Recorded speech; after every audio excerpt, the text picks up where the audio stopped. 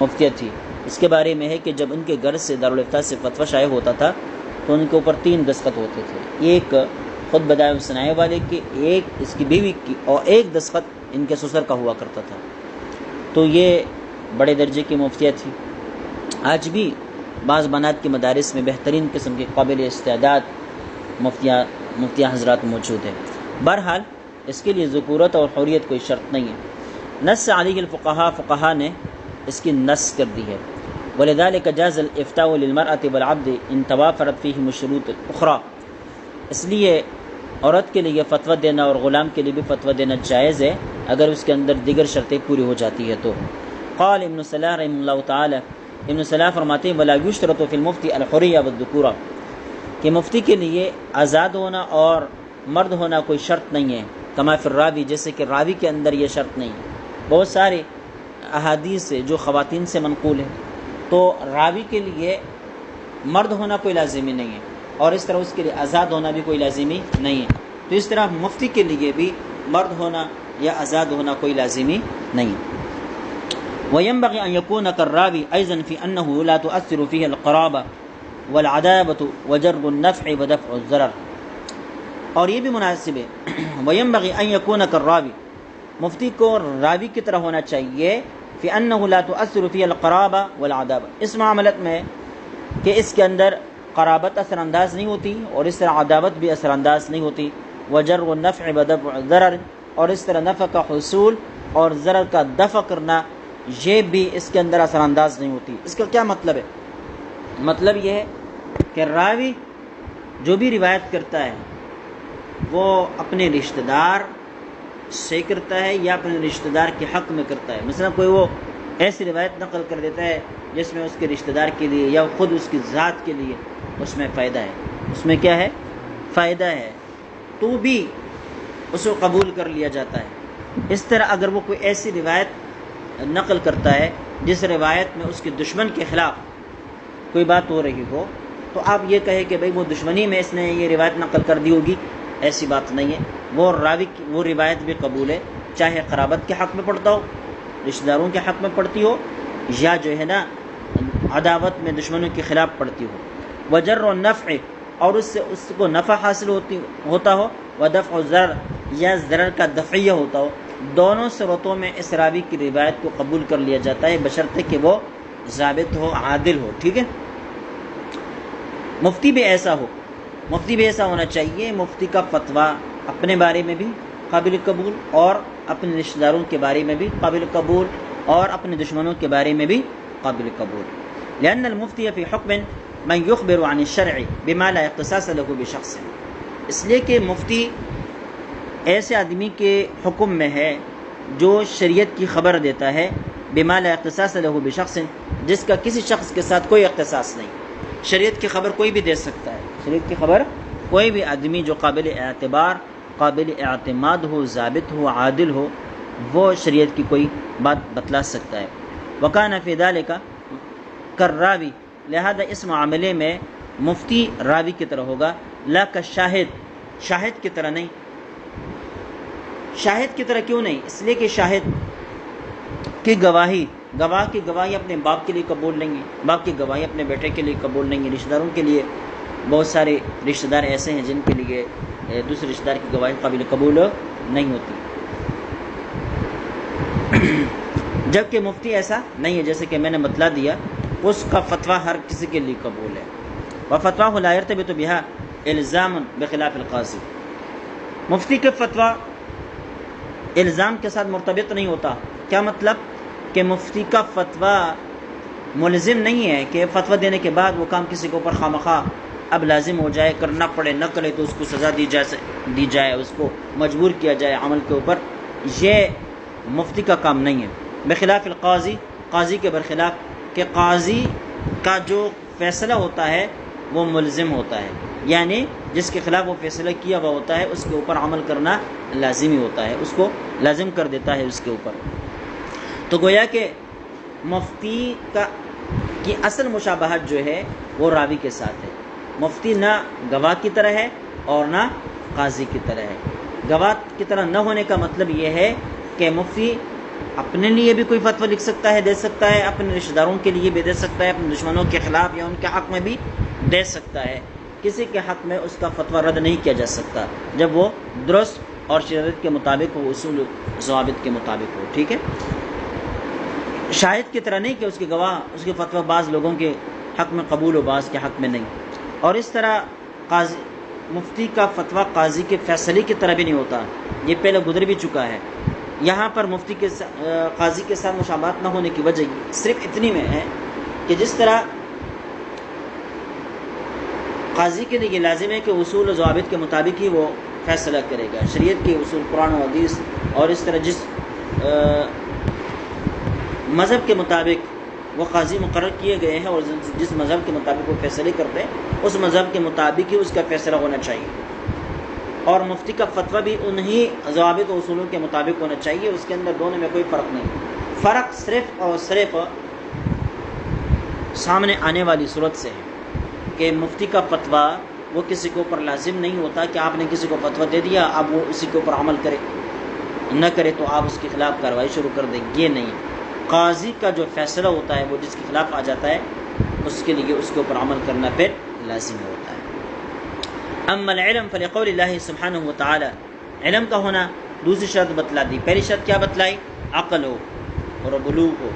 اب دوسری شرط بتلا رہے ہیں کہ وہ علم، عقل بلوغ کی بہت بڑی وہ ہے بھائی۔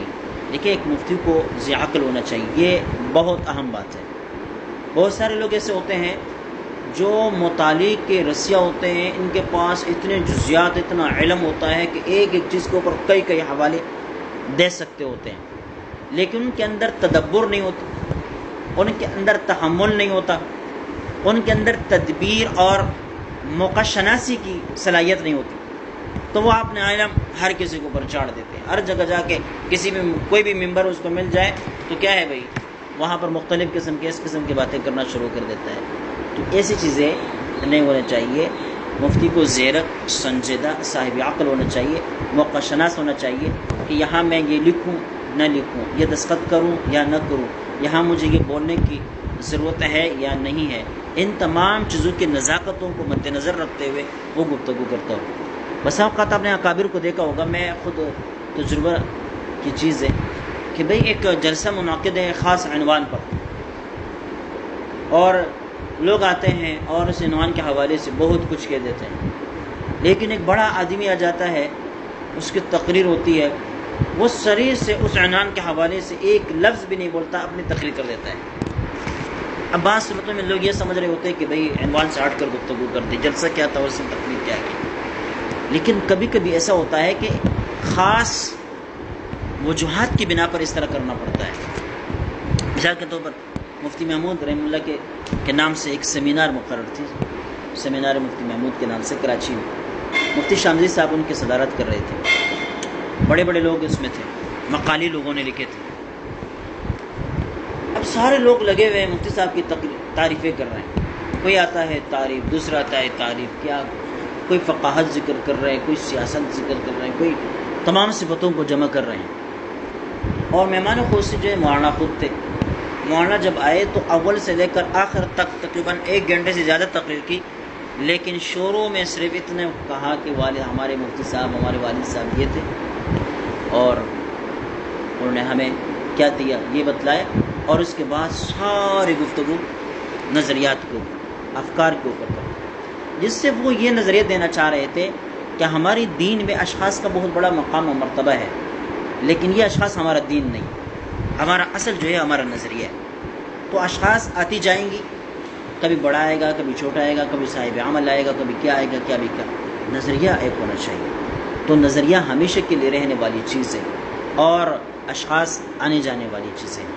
تو یہ ساری چیزیں جو میں سمجھا ان کی تقریر سے، وہ یہ کہ وہ یہ بتانا چاہ رہے تھے کہ ہم ایک شخص کو اس کی حد تک رکھیں اور اس کے نظریے کو لے کر آگے کام کریں۔ اب ان کے نظریات پر ہم گفتگو کریں، ان کی سوچ پر ہم گفتگو کریں، ان کی جو ہے نا افکار کے اوپر ہم گفتگو کریں، بجائے اس کی کہ اس کی صفتیں ذکر کرتے رہے۔ وہ بصیرت والے تھے، وہ فقیہ تھے، وہ سیاستدان تھے، وہ فنات بعید تھے، سب کچھ تھے۔ انہوں نے کیا دیا تمہیں؟ کیا نظریہ دیا تمہیں؟ اس نظریے پر سوچو، اس چیز کو آگے لے کر جانا چاہیے۔ تو یہ چیزیں جو ہے مفتی کو، لیڈر کو، رہنما کو موقع شناس ہونا چاہیے کہ یہاں کون سی گفتگو ہونی چاہیے، کون سی نہیں ہونی چاہیے۔ دیکھیں ایک بات ہے، کبھی کبھی بات جو ہے نا اصولوں کی ہوتی ہے اور کبھی کبھی عام قسم کی باتیں ہوتی ہیں، تو اصولوں پر کوئی کمپرومائز، سودہ بازی نہیں ہونی چاہیے۔ ایک مثال مولانا نے خود پیش کر دی تھی وہاں پر، دیکھیں کہ جب غزوہ احد میں یہ افواہ پھیل گئی کہ نبی پاک صلی اللہ علیہ وسلم شہید ہو گئے، تو ابو سفیان نے، اس طرح ابوبکر صدیق، عمر فاروق وغیرہ حضرات کے بارے میں بھی افواہ پھیل گئی تھی کہ جب یہ بھی شہید ہو گئے، یہ بھی نہیں رہے دنیا میں وغیرہ وغیرہ۔ تو ابو سفیان نے ایک پہاڑ پر چڑھ کے انہوں نے آواز لگائی، افیکم محمد، کیا تم میں محمد ہے؟ پھر کہا افیکم ابن ابی قحافہ، آپ صلی اللہ علیہ وسلم نے جواب نہیں دینا ہے۔ افیکم عمر، عمر زندہ ہے، آپ صلی اللہ علیہ وسلم نے فرمایا کہ جواب نہیں دینا ہے۔ لیکن جب بات آئی اللہ کی ذات کے اوپر کہ اس نے آواز لگائے کہ یہ کیا کہتے ہیں ان کے جو بت تھے، اللہ العزات وغیرہ، یہ آواز لگائی کہ یہ بت ہمارے ہیں تمہارے نہیں، اللات والعزى لنا لا لکم، یہ الفاظ بولتی ہے۔ تو اب نبی پاک صلی اللہ علیہ وسلم نے فرمایا کہ بات عام اس باتوں سے ہٹ کر اب اصولوں پر آ گئی، تو حضرت عمر فاروق رضی اللہ تعالیٰ عنہ سے کہا کہ اب جواب دینا ہے، اللہ مولانا لا مولا لنا، پھر انہوں نے جواب دے دیا۔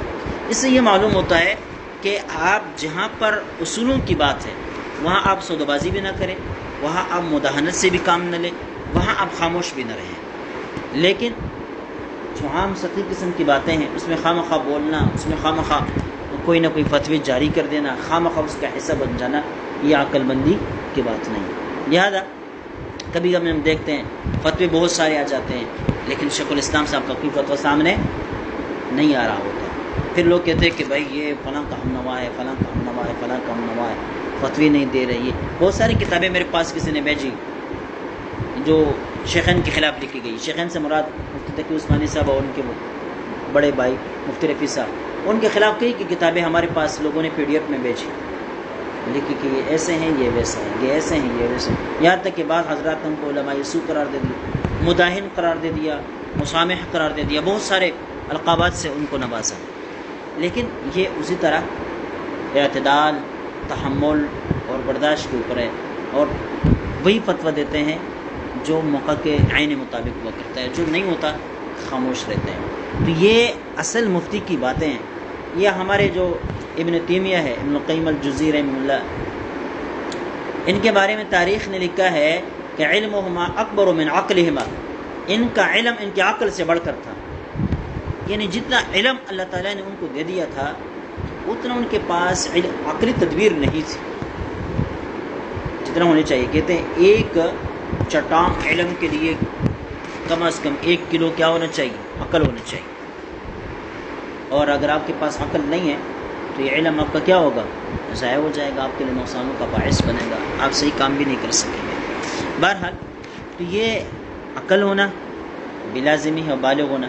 اما العقل علم فلقول اللہ سبحانہ وتعالی قل انما حرم ربی الفواحش ما ظہر منها وما بطن والاسم والبغی بغیر حق وان تشرکوا باللہ ما لم ينزل به سلطانا وان تقولوا علی اللہ ما لا تعلمون۔ تو وان تقولوا علی اللہ ما لا تعلمون آخری جملے کی بات ہو رہی ہے کہ اللہ پر اس قسم کی بات کرنا جو تم جانتے نہیں ہو، یہ کیا ہے؟ اللہ تعالیٰ نے تمہارے اوپر حرام کیا ہے۔ کئی چیزیں جو حرام ہے ان میں سے ایک بات یہ بھی ہے کہ انجانی بات اللہ کی طرف منسوب کر لیں۔ ایک بات آپ جانتے نہیں اور آپ کہیں کہ یہ شریعت اس طرح بتاتی ہے، شریعت نے یہ حکم دیا ہے، شریعت کا مسئلہ یہ ہے، تو یہ بہت بڑا جرم ہے اور اس میں کوئی جسارت نہیں کرنی چاہیے۔ وَلِقَوْلِ الرَّسُولِ الْكَرِيمِ صلی اللہ علیہ وسلم إِنَّ اللَّهَ لَا يَقْبِضُ الْعِلْمَ انتزاعا ينتزعه من العباد ولكن يقبض العلم بقبض العلماء حتى إذا لم يبق عالما اتخذ الناس رؤوسا جهالا فسئلوا فأفتوا بغير علم فضلوا وأضلوا۔ کہ اللہ رب العزت علم کو لوگوں سے چھین کر نہیں لے گا، لیکن اللہ تعالیٰ جو علم اٹھائے گا تو اس طرح اٹھائے گا کہ علماء کو اٹھائے گا، حتیٰ اذا لم یبق عالما، یہاں تک کہ جب اللہ تعالیٰ کسی عالم کو برقرار نہیں رکھے گا، یعنی کوئی اچھا عالم دین باقی نہیں رہے گا، اتخذ الناس رؤوسا جہالا، تو لوگ جاہلوں کو اپنا سردار بنا لیں گے، فسئلوا، پھر ان سے سوال کیے جائیں گے، فافتوا بغیر علم، بغیر علم کے فتوے دیں گے، فضلوا واضلوا، خود بھی گمراہ ہوں گے اور دوسرے لوگوں کو بھی گمراہ کریں گے۔ بات سمجھ میں؟ تو یہ بہت باریک مسئلہ ہے کہ تمہاری وجہ سے کہیں ضلالت اور گمراہی نہ پھیل جائے، تمہاری وجہ سے کہیں ضلالت اور گمراہی نہ پھیل جائے، اس بارے میں پورے اطمینان کر دینا چاہیے، خصوصاً جب آپ کسی کے عقیدے کے حوالے سے گفتگو کرتے ہیں۔ آج کل چھوٹی چھوٹی باتوں پر بدعت کے فتوے لگ جاتے ہیں، مشرک کے فتوے لگ جاتے ہیں۔ اس قسم کے مسائل جب بھی سامنے آتے ہیں تو اپنے دل کو ایک بار نہیں کئی بار جھنجھوڑنا اور اپنے آپ کو مطمئن کرنا، اس کے بعد کسی مسئلے کے اوپر دستخط کرنا یا اس کا حصہ بن جانا، ورنہ معذرت کر دینا، جیسے کہ پہلے گزر چکا۔ آپ اگر دن کا اطمینان نہیں ہے تو آپ معذرت کر دیں۔ دنیا میں صرف آپ مفتی تو نہیں ہیں، بہت سارے دیگر مفتیان کرام ہیں، بھائی چلو مجھے اس بارے میں کوئی تحقیق نہیں ہے، آپ کسی اور سے پوچھیں۔ کبھی کبھی ایسے مسائل بھی آ جاتے ہیں جو لمبی ترنگی تحقیقات کے متقاضی ہوتے ہیں، اور آپ کے پاس تحقیقات کے لیے وسائل نہیں ہیں یا کتب نہیں ہیں، تو آپ کیا کرتے ہیں؟ اندازے لگا کے فتویٰ دیتے ہیں۔ اس سے بھی اجتناب کرنا چاہیے۔ آپ واضح طور پر لکھیں کہ بھائی یہ مسئلہ تحقیقات مطلوب ہے اور ہمارے پاس اس کے مواد موجود نہیں ہے، اس لیے ہم اس فتوے سے معذرت کرتے ہیں، تو اس کے آپ کی شان بڑھے گی، گھٹے گی نہیں۔ مفتی محمود رحمہ اللہ سے ایک مسئلہ پوچھا گیا اور ایک کتاب کا حوالہ دیا گیا، تو مفتی محمود رحمہ اللہ نے واضح طور پر فتوے کے اندر لکھا کہ مسئلہ یہ ہے، لیکن جس کتاب کا آپ نے حوالہ دیا ہے وہ کتاب میرے پاس موجود نہیں ہے، اس کے لیے میں معذرت خواہ ہوں۔ تو یہ اکابر ہمارے بڑے، اس لیے ہر مسئلے کا جواب صرف جاہل کے پاس ہوتا ہے، عالم اور مفتی کے پاس ہر مسئلے کا جواب نہیں ہوتا، جیسے کہ پہلے بھی گزر چکا۔ جو شخص ہر مسئلے کا جواب دیتا ہے وہ مفتی نہیں ہے، وہ جاہل ہے۔ آپ سمجھ گئے؟ اس لیے ہم کہتے ہیں نا کہ جب درس نظامی سے کوئی فارغ ہو جاتا ہے تو اس کے پاس ہر مسئلے کا جواب ہوتا ہے، ہر چیز کے بارے میں کوئی نہ کوئی گفتگو ضرور کر دیتا ہے، لیکن جب تخصص میں آ جاتا ہے تو وہ گونگا بن جاتا ہے۔ بات وہی یہ ہے، ایسا نہیں، یا تخصص میں تو علم بڑھ گیا، مطالعہ وسیع ہو گیا، لیکن اب فتوے کی اہمیت کا پتہ چل گیا۔ اس سے پہلے فتوے کی اہمیت کا علم نہیں تھا، تو ہر جگہ ایک کتاب قدوری میں ایک چیز دیکھی لوگوں کو بتانے لگ گیا، تو نور نظام میں کوئی چیز دیکھی